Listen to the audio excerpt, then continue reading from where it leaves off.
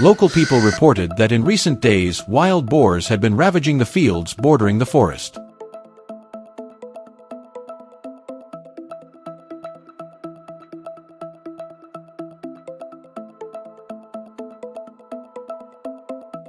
The whole village worried, so we had no choice but to organize an immediate hunt to stop the damage. Stepping into the deep woods, the familiar scent of musk hung in the air, a clear sign of the animal's presence.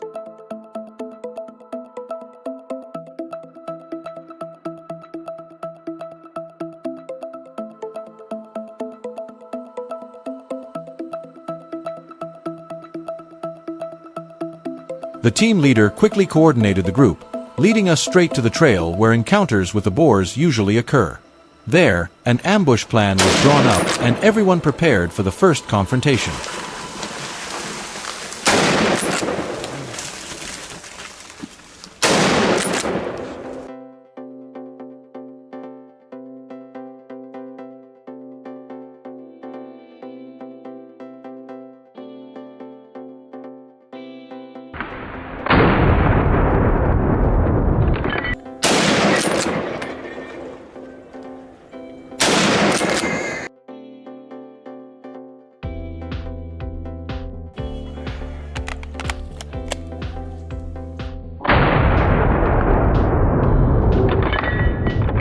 The ambush site was an open clearing, visibility good but with many escape routes for the boars. The commander surveyed carefully, identified possible exits, positioned the team in blocking posts and placed a reserve group ready to support. The hunting dogs were released to follow the scent.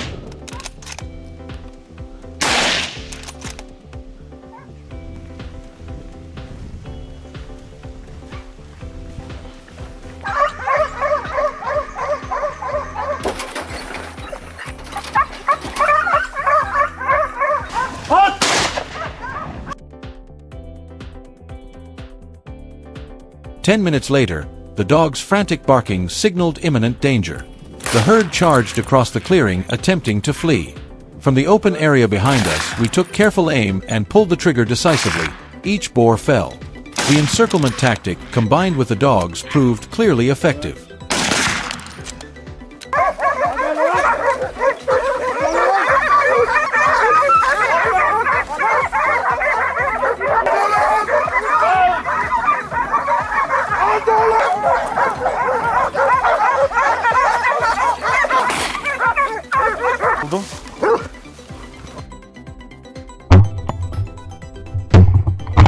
On command, we spread out, continued to track and hold positions.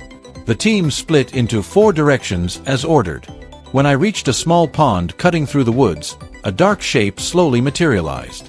I carefully raised my rifle, adjusted my sight, taking advantage of the moment the boar entered the water. When the animal came into view, a shot rang out. Patience and timing produced a precise hit. Otherwise, the bullet might have caught on a branch and the quarry could have escaped. Once the line was set, we continued to pin down a few more.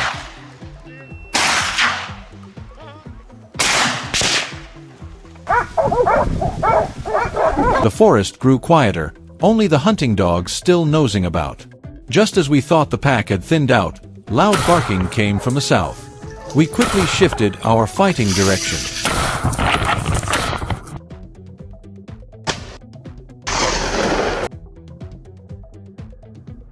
I ran along the trail to assist. A large boar was driven into a corner, thrashing in panic. I moved in, closed the shooting distance, patient to wait for an opening rather than firing blindly. When the opportunity arrived, I squeezed the trigger. Once again, team discipline turned chaos into control.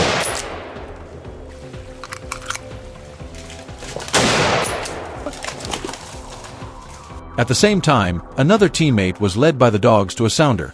He skillfully used the terrain as cover, approached and fired when he was close.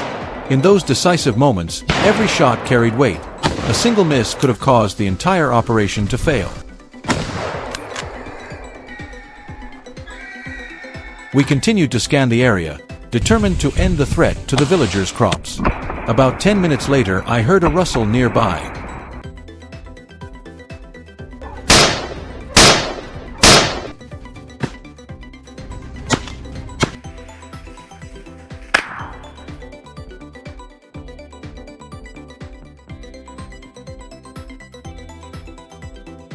Surely another boar hiding.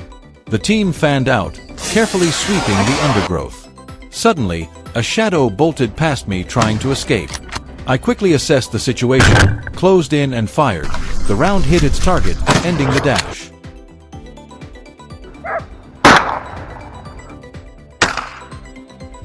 As one shot fell silent, another sounded deeper in the woods, yet another target under unrelenting pressure from the dogs and hunters.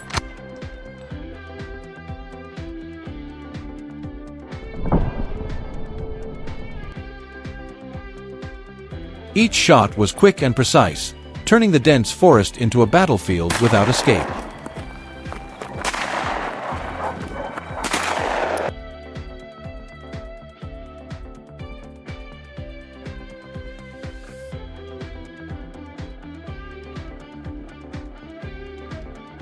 After the tactical area quieted, the team, exhausted but cautious, thoroughly searched every bush to ensure no boar remained hiding.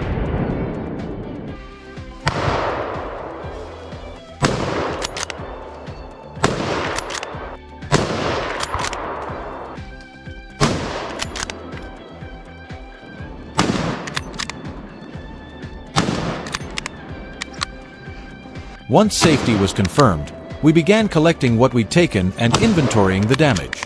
The hunt ended in order, carefully planned, fully lawful and in compliance with local regulations.